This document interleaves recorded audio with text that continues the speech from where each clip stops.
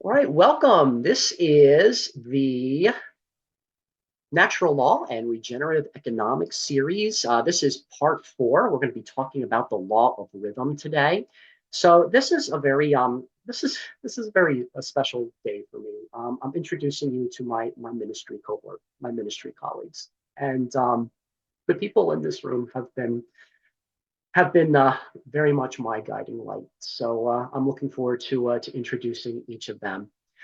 Before we get into introductions, I just want to remind everybody who's watching this, if you are a member of the Karmic Margin Call Project Time Bank, please log all of the hours that you're spending watching this conversation as a service you are providing.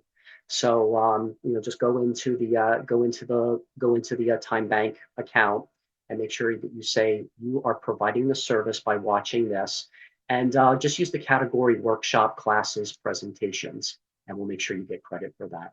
I also want to give a shout out to Randy Hayden and Easier Ways. If you have an opportunity, please check out his community. He is doing some wonderful work about collaborative communication, especially with people who are really struggling with their own inner critic and going through the 12-step program, whether it's for sobriety, or just anything, when you're on the road to recovery. So I want to give a shout out to Randy and Easier Ways, who the community will be watching this video as well too. So I am going to ask each of you to just speak for a minute or two about who you are and what you're passionate about. And Kylie, since we're going to be sourcing a lot of your material today, I'm going to start with you. This is Kylie. Please introduce yourself. Well, I'm not going to repeat my name. Thank you. Yeah, I suppose at the moment I'm passionate about getting Kairotic flow out to the world for other people to be able to use as well. It's the result of, I would say, a 30-year soup of various experiences and trying to orient and navigate, my way through the world. Because it was not necessarily an easy thing. They put out this, path that you do this, you do this, you do this, and then you get a job, and then you save up for retirement and so on, and it just didn't work very well for me.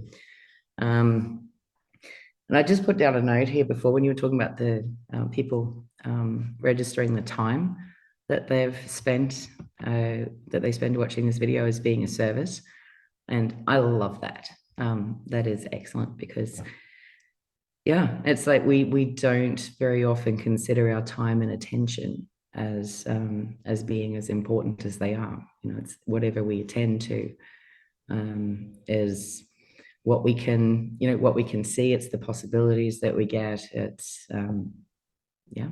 it's the beginnings of everything.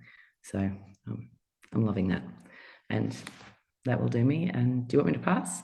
Sure. Yes, Kylie. Yeah, I just want to reflect back to that. This is what you said is really perfect, because in our last conversation, we kind of ended talking about the difference between Kairos time and Chronos time.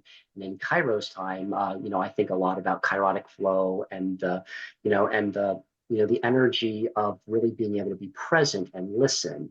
And the energy is different when you're listening, and we don't think of that as necessarily providing a service.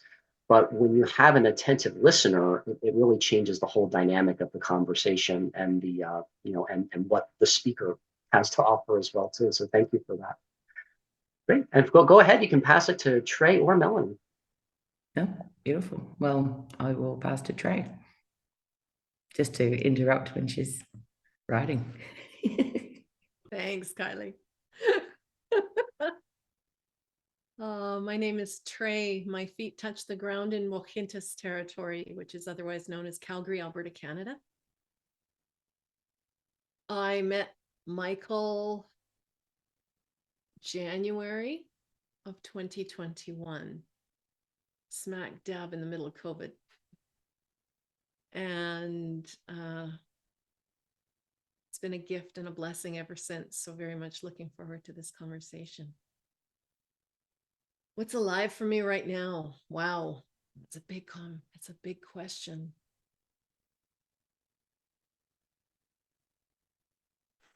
I would say what's alive for me right now is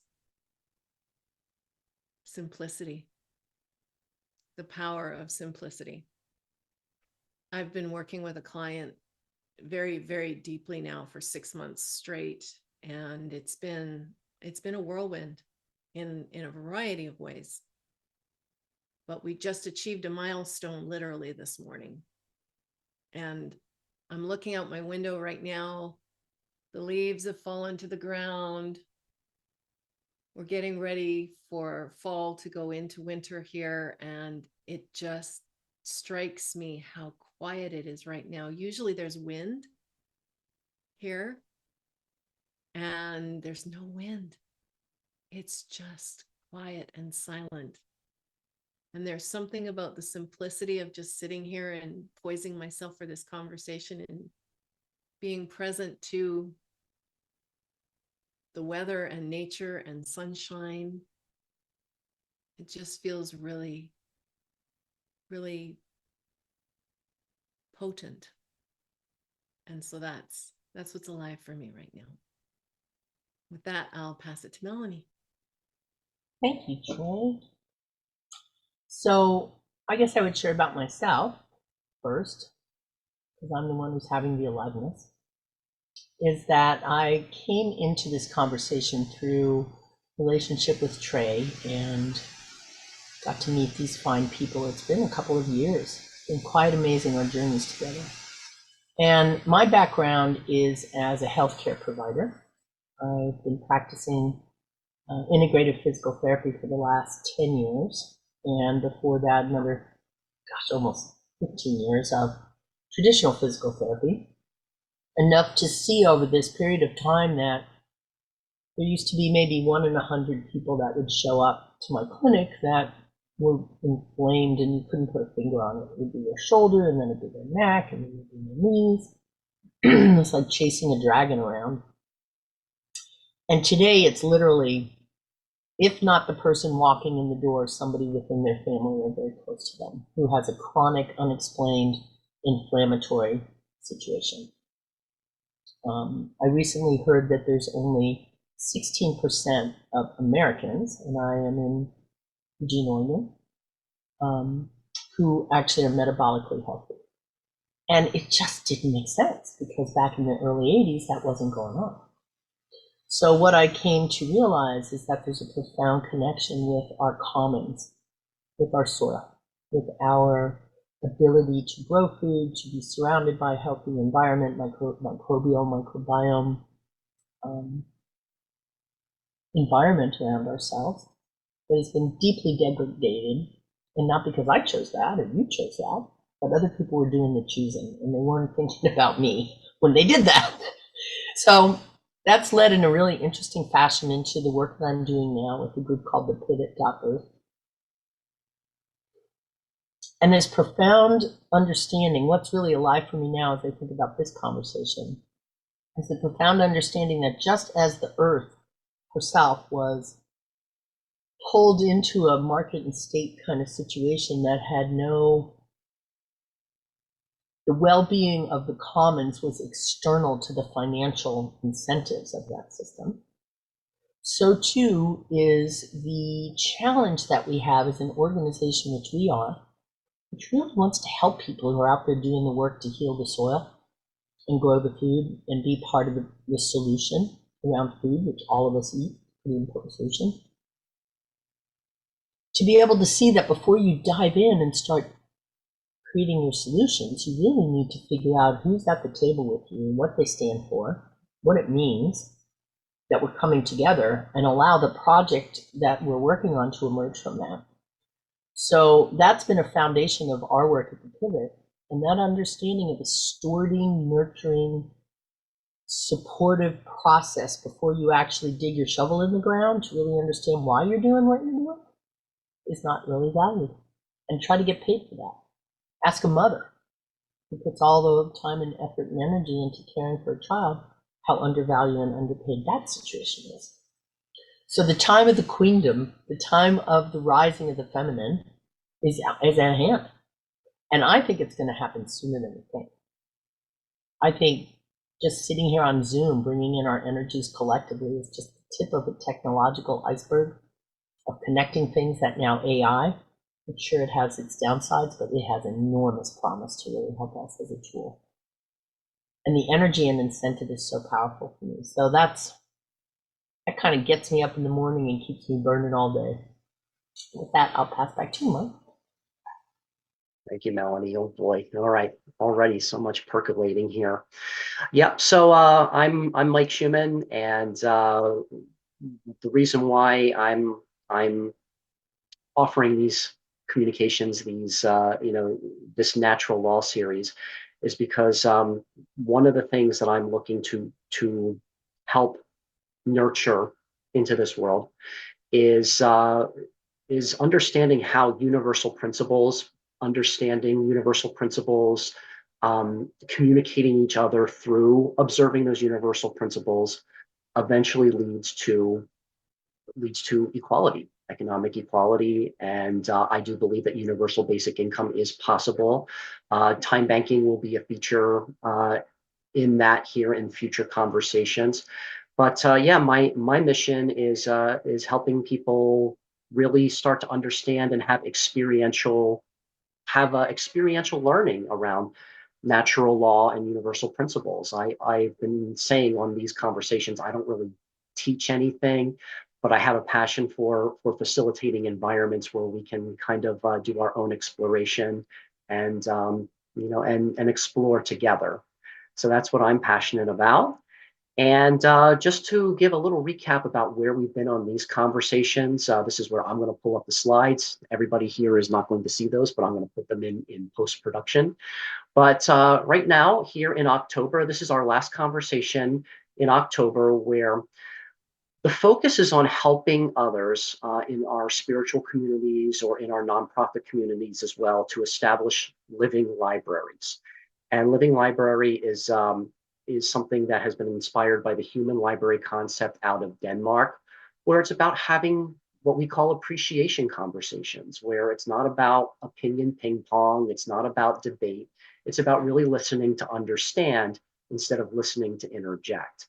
So that's what we've been focusing here in October. So the first conversation was the law of divine oneness, where we started really talking about how everything is connected.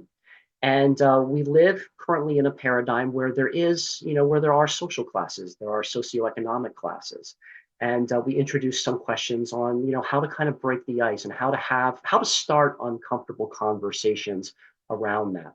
The second week, we did a law of gender, where we really looked at kind of the masculine and the feminine energies and how the individual assigns qualities to both. We also covered ancestral mathematics, where we start to set up the framework about how regenerative economies are possible. Just as you have two parents, you have four grandparents, eight great grandparents. You go back 20 generations, that's a million people, 500,000 male components, 500,000 female components, a million acts of procreation that went into you. So that's kind of a metaphor that I use to start to help understand how we can change the value of our time and how we can change the quality of our communications with each other. Last week we did law of correspondence, where we kind of discovered how important metaphor is. So a lot of the analogies for law of correspondence is as within, so without, as above, so below, and really looking at the macrocosm and the microcosm. So we started looking at the microcosm and how cells reproduce, and that's really what we're doing. We're starting with the really small and really paying attention about how we change the communications with each other. It kind of changes what I call the psychological DNA in the cell, and we create a whole new system little by little. So that leads us into today, which is about the law of rhythm. And for me, the correlations I see, we're going to be talking about kairotic flow. And I see a lot of correlations between kairotic flow and a lot of other schools of thought that revolve around rhythm. I'm a big, I'm a big student with the monomyth and the hero's journey that Joseph Campbell had introduced to the world. So there's a cycle of going out into the world, going through a road of trials, going down into the belly of the whale, and then coming up through the apotheosis and bringing the boon. In astrology, in numerology, in the Enneagram, there's this common theme of rhythm, of cycle. And I have found a lot of comfort and solace in just understanding the entire cycle, and especially with Kairotic flow now, because if you are tuning in to where we are, whether it's an organization or where we are as a culture, where we are in that cycle, it kind of helps for me, and I can only speak for myself. For me, it brings comfort knowing what's likely to happen next. So I'm going to introduce you now to the Kairotic flow cycle, and you're going to be able to see this slide when I do this in post production. But what you're going to see here is 6 archetypes that Kylie has offered up to the world. And the first one, and I'm going to read this right from the slide, is a steward. So think about the word steward for a moment. And I'm reading here, a steward is about maintaining, repairing, and nurturing what we have, guarding the sacred, nurturing the needs of the whole, and the spaces in between. So before we started this conversation, I invited each of our guests today to speak to what they feel like is their home archetype. And Melanie, I'm going to start with you. And you have expressed in conversations previously that you identify, at home as a steward. I'd like to hear a little bit more about that and about your discovery about that archetype for yourself. And I'll let you take the away here. It's been a real game changer for me to hold that as and own that as a responsibility that I have in my world. And how that's shown up for me, specifically, and I mentioned the pivot and the work that we do, is that I'm actually looked to and supported in capturing signals about what is out there right now. What is there to pay attention to? How are things going? What's happening with the whole? Are there signals coming in we need to be looking towards or listening for? Where do those lie? And you'll mention next the curator, which we have someone in that position in our organization. And it's been such a relief for me to be able to capture, which I've done all my life, and be able to express, which I do relatively easily. I have a pretty good, strong voice about those things, but not have to worry about where they fit in the big picture. So as the steward, I kind of feel like I'm more in a holding space for tribal awareness, like what's happening with the whole group. And a lot of times I think more about the tribe and the larger whole than the individuals even anyway. And that's kind of my own predilection. I don't think that's true of every steward. But for me, that's the way that I look at the world. So it's been enormously helpful to settle into and receive and embody that role and be seen as being really contributory from that space. And having what comes in valued and then in turn hand off to those who are better than I am at discernment of when, how, and where that all fits together, because I just get a lot of signals.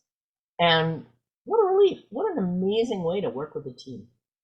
So for a long time, Kylie, I held the stored description up on my screen. So every morning I would get up and kind of look and embody the healthy aspects and where things are out of control. And one of the things I would just add too about the stored is that for me, being able to be in communication with the rest of the team or a project or a situation, not to control or try to operationalize or direct anything, but just to hold the space, to have enough communication where I get input and understanding about what's going on, and then just let it do its percolation in my head, which it's this amazing thing that happens. And then out of that, I start to see things. So that's for me been the role of stewardship that has really found a place because of the smoothness in handing off to the next person and the next person in our group who hold these different roles. So that's what I would say about story. Excellent. Thank you. Thank you, Melanie. Yep. Yes. All right. So then we go to the next one around the spoke here, and that is curator, which you had referred to. Curator, reviewing what exists and deciding if and how it meets needs, what to keep, what to dispose of, what to change or bring back to life. The caring critic. No, I chuckle at that because yeah, I'm often seen as a caring critic, and I recently took Kylie's test to see where my home archetype might be, and it came up 55% curator and 55% scout. And Kylie invited me to consider curator possibly being my kind of my home archetype. And the more I've been reflecting on it, I really am starting to see how being that caring critic um, is kind of bumping up against some of the the those who feel comfortable in a regulator position or even a cultivator position, because I like to get underneath the surface about why things are happening the way they are happening. Trey taught me about matrixing, and I've done about 4 or 5 different matrices over the last couple of years, and to me, it's kind of like blaring out.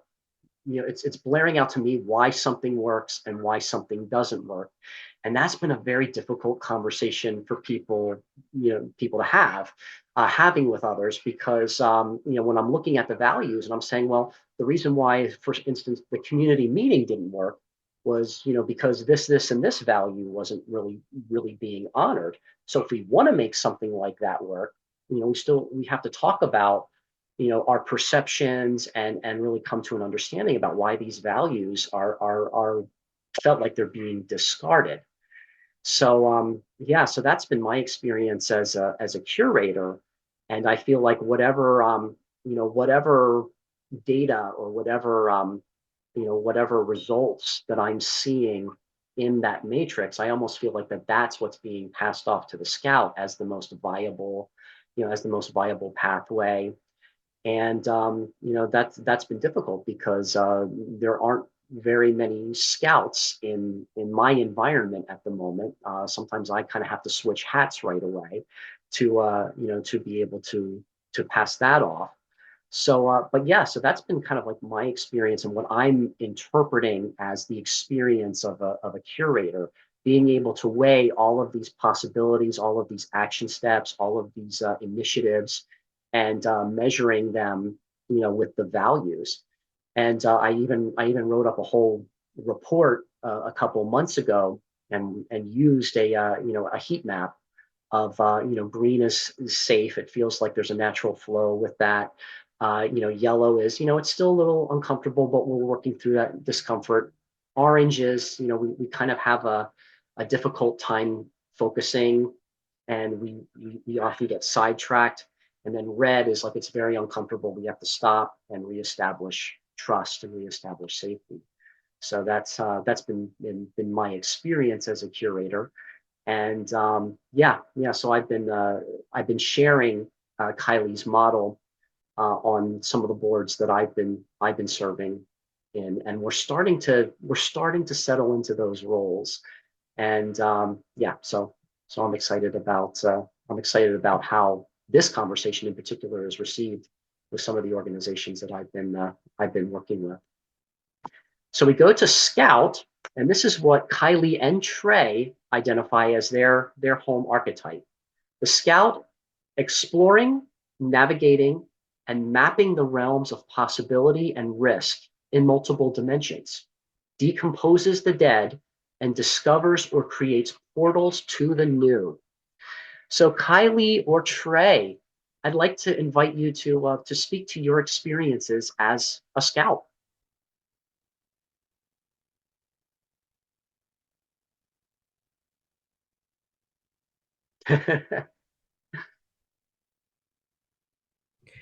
Trey, I think you should go first, just to kind of keep the same pattern, because I'm too involved.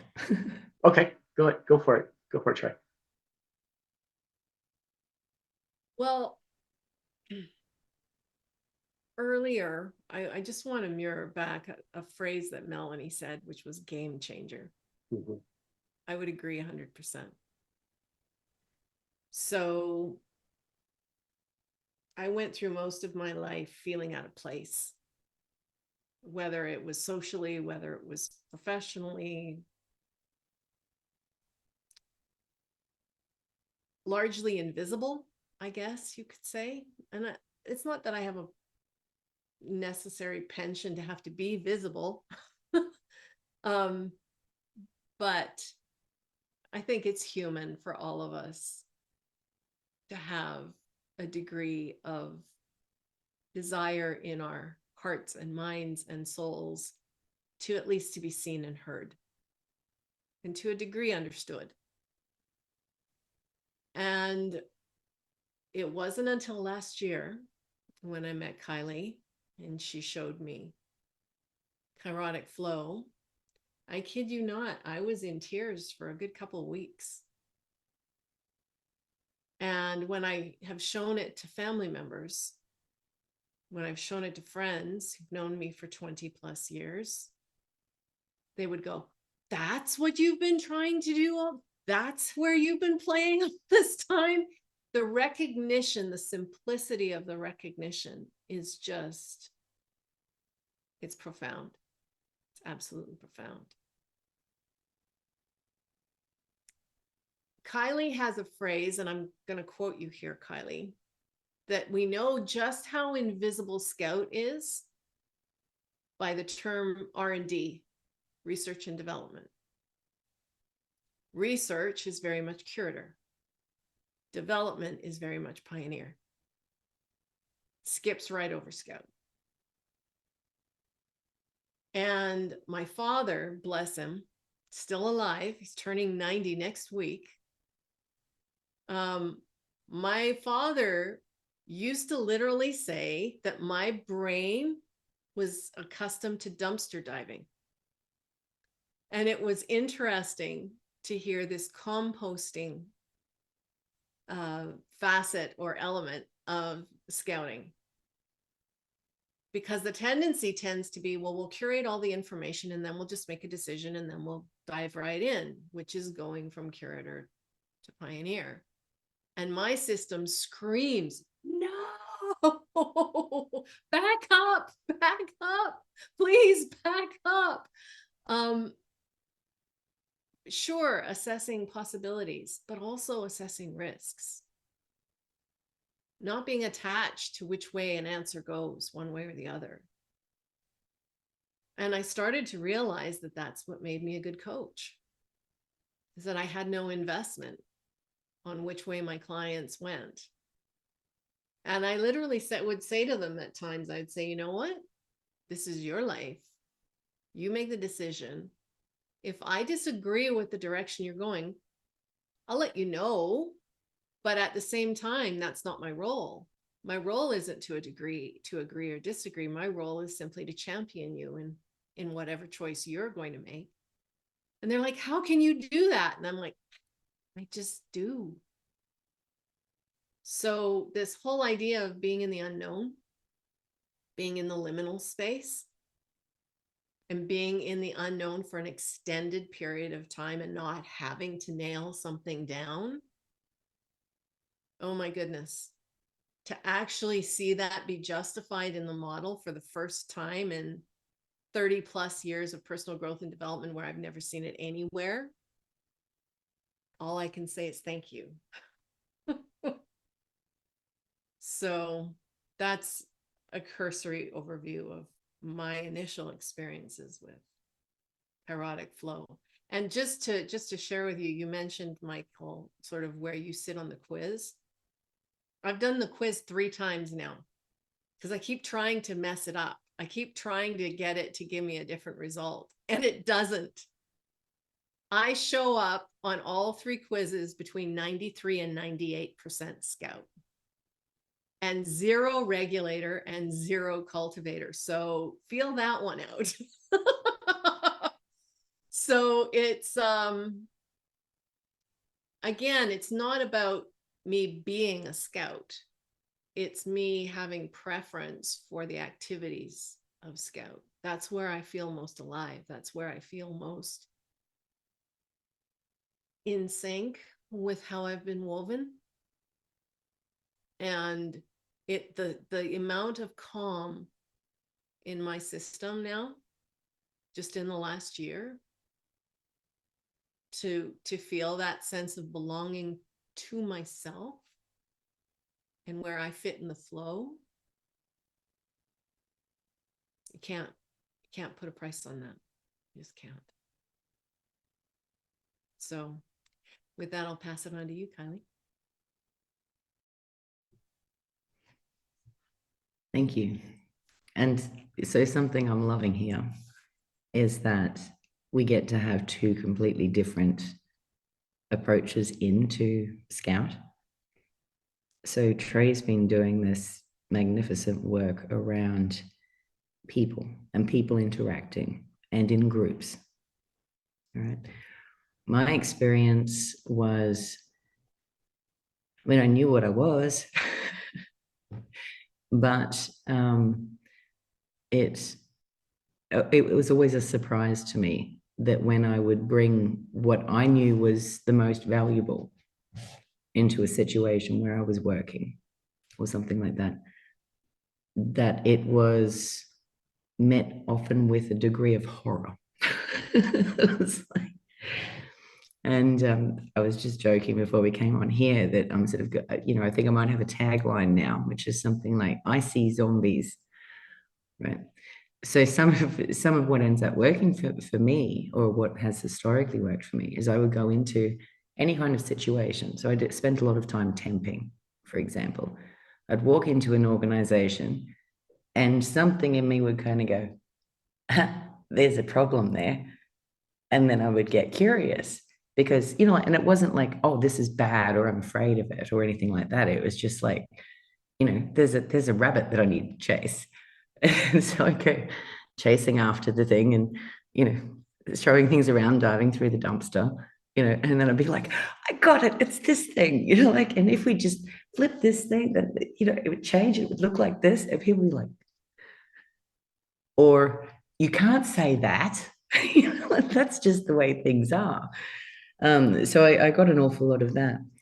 And this is sort of what I refer to when I'm talking about the finding portals, right? Because there is something that happens where this pattern that I'm seeing in one place looks exactly the same to me as something that I'm seeing over here.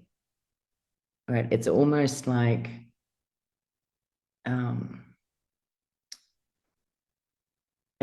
we're trained and accustomed to think in terms of, chronological time and space as being distance.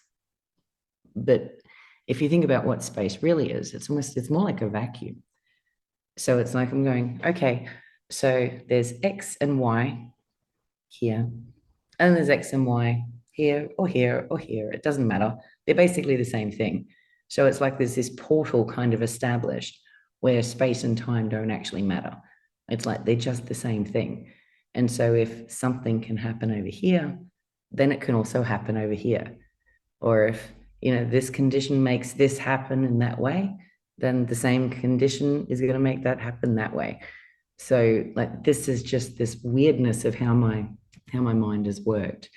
And so I think Kairotic flow, if I had to say what kind of thing it is, I think it's a scout compass. It's a scout lens. It's an orienting kind of navigational tool in a way that actually, I'm not sure if anyone would have heard the term OODA loop, but a fighter pilot called, I think, I might get this wrong, I think he might have been called John Boyd or something, talked about these OODA loops that you would go through, like as a fighter pilot, which is observe, orient, decide, act. Observe, orient, decide, act. And Kairotic flow for me is really that orienting. So the observing is really starting in steward, and and through curator, and then this decide and act as kind of on the other side. So pioneer, cultivator, regulator. We don't have anyone who prefers those particular archetypes here, but yeah, it's an orienting thing for me, and that's I guess what Scout personally means for me. That everything Trey said is spot on as well. Like, no attaching to things, no expectations. It's always, well, what's happening? What is? Whatever is like a starting point. And it feels really good. So. Thank you, Kylie. Yeah, and as you mentioned, so we're going to talk a little bit about pioneer, cultivator, and regulator here. So I'm going to go back and read oops, I went to the wrong screen. There we go. I'm going to go back and read now the description for pioneer. Experimenting and prototyping of promising possibilities to test how viable they are in reality, planting seeds, initiating, and iterating the new. So I'd like to invite you, Kylie, or anyone here. Do you know a pioneer or someone who feels comfortable in the pioneer role? We don't want to add. I don't think we want to do labels, but I'd like someone to describe their relationship with someone who is comfortable in the pioneering role. So I invite anyone to speak to that. Melanie, I can speak about that very easily. Go for it, Melanie. I thought so. Yeah. So in the organization that I helped to found, my colleague is pioneer, and in some ways we're very similar in really interesting ways, and then come to find out that stored and pioneer are directly across from each other, and there's a line of tension of that kind of figure eight of both feeding into and drawing out of the way that we have worldviews and how we show up in the world. So Mayana is a pioneer in the truest sense. She's also interesting because she's very agile, so she can hold many different positions. But in her place of true brilliance, she's in a pioneer role. So this idea of experimenting and prototyping, planting seeds, watching them grow, assessing their growth, seeing what else can happen, she's amazing at that. And in the time period when it was just her and I, holding the space for the pivot to grow, because of that tensioning, we really held a clarity that there was a there.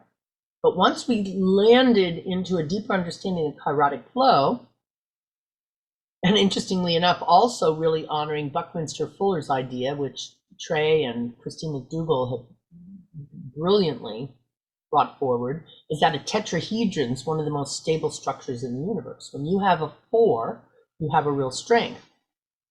So though we knew that the two of us were a very strong pole that other things could pivot around, funny around the name, it was in the attraction of the other two within that wheel of the curator and the scout to fill in between the stored and the pioneer, that everything just kind of went and it hit a new level of frequency. That tetrahedral structure became pivotal to where we are at now, and it really has. And what I also feel is that the missing pieces that were there before were a point of friction that Mayan and I would bump up against, and we couldn't figure out why until we started to understand better Kairotic flow. Because she and I adore each other, but there were times when I would just be so exasperating to her. And this goes back to Trey feeling like, why do I even, where do I fit? This is crazy. I'm being me and it's not working. And I would get into that place. And she would be teetering on the edge of, I don't know if I can do this. Because we were missing the fundamental pillars for us to really be able to rest and lean back against, knowing that we completed a whole. So I guess I would add that, and what's happening now is we're honoring this flow in our work flow. we even start our meetings by starting with steward, moving to curator, getting input from scout, and then saying, okay, now what do we do with this? Where are we going to actually move this into action? And she feels so satisfied to be in that place now and have this whole other level of support. And I feel so relieved to be off the hook of trying to be those things, because I'm really not. So that's what I would say about that. You, Melanie. And yes, I want to also call attention to how the archetypes that are on opposite ends, it is that balance, it is that dance where I think of in terms of astrology, where there's an opposition, where when it's like that string that we often describe for those opposites, when it's tight and in tune, I mean, it's beautiful. But when it's out of tune, or it's something's off, there's a lot of there is a lot of tension there. So I see a lot of I see the law of correspondence right there between Kairotic flow and even astrology, which I know some of my friends will resonate with when they kind of think in terms of comparing those two. Okay. All right, moving on to cultivator. Expanding on what works by measuring, refining, building, and growing proven solutions to make them more effective, efficient, and widely available. Would someone like to speak to their relationship with someone who is comfortable in the cultivator space? Not, I might have something I might add in there. Well, let's bounce off each other a bit, Mike. Sure. Because that tension or the trade-off is between curator and cultivator. Mhm. And because both of them are sort of liquid nature archetypes, so scout and pioneer are both gaseous, and Yep. steward and regulator are both solid. But there's a lot more, like movement and interplay in between curator and cultivator than the others. Yep. Because